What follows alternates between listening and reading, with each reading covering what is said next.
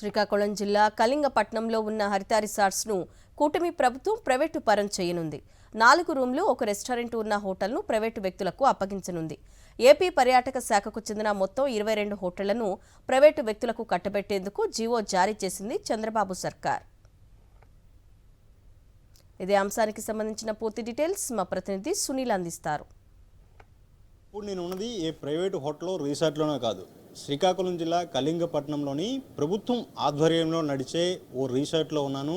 అయితే ఇప్పుడు ఈ కళింగపట్నంలో ఉన్న ఈ రిసార్ట్ ఇప్పుడు ప్రైవేటు వ్యక్తుల చేతుల్లోకి వెళ్ళనుంది. అయితే ఆంధ్రప్రదేశ్ టూరిజం శాఖ ఆధ్వర్యంలో నడిచే 22 హోటళ్లను ప్రైవేటు పరం చేసేందుకు ప్రభుత్వం నిర్ణయం తీసుకుంది. ఇందులో భాగంగానే కళింగపట్నంకు చెందిన ఈ హోటళ్లను కూడా ప్రైవేటు వ్యక్తులకు అప్పగించేందుకు ప్రభుత్వం ఏదైతే జీవో కూడా జారీ చేసిన పరిస్థితి. ఇంతకుముందు ఈ కళింగపట్నం వచ్చే పర్యాటకులకు కానీ, ప్రభుత్వ అధికారులకు కానీ, ఇతర ఏదైతే అధికారులకు కానీ ఇక్కడికి వచ్చే సమయంలో ఇది విడిది కేంద్రంగా ఉండేది.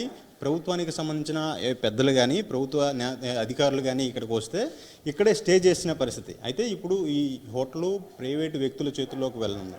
మొత్తం ఆంధ్రప్రదేశ్ చెందిన మొత్తం ఈ పర్యాటక శాఖలో 22 హోటళ్లను ప్రైవేటు వ్యక్తులు కట్టబెట్టేందుకు ప్రభుత్వం జీవో జారీ చేసింది. ఈ 22 హోటళ్లలో కళింగపట్నంలోని ఈ హరిత రిసార్ట్ కూడా ఉంది. ఇంతకాలం సమర్థవంతంగా నిర్వహించి రెవెన్యూ సాధనలో కీలకంగా మారిన హోటల్ను ఇప్పుడు నిర్వహణ కష్టంగా ఉందనే సాకుతో ప్రభుత్వం ఈ అప్పనంగా ప్రైవేటు వ్యక్తులు కట్టబెట్టేందుకు ఈ నిర్ణయం తీసుకుంది. అయితే ప్రధానంగా ఏదైతే అటు ప్రైవేటు వ్యక్తులతో పాటు ఇటు కూటమి ప్రభుత్వం కేవలం ప్రైవేటు వ్యక్తులకు న్యాయం చేసేందుకు, ప్రైవేటు వ్యక్తులకు అప్పనంగా అప్పగించేందుకు ఈ నిర్ణయం తీసుకుంది. ఈ హోటల్లో మొత్తం 4 గదులు ఉన్నాయి. ఒక రెస్టారెంట్తో పాటు కిచెను, ఇంత మరికొన్ని సదుపాయాలు కూడా ఉన్నాయి. బీచ్ వ్యూ కూడా అద్భుతంగా ఉంటుంది. ఈ మొత్తం ఈ ఏదైతే భవనాన్ని ప్రభుత్వమే నిర్మించింది, ప్రభుత్వ స్థలాల్లో నిర్మించింది. ఈ భవనాన్ని ఇప్పుడు కేవలం నిర్వహణ బాధ్యతల సాకుతో ప్రైవేటు వ్యక్తులకు అప్పగించే ప్రయత్నం అయితే చేస్తున్న పరిస్థితి.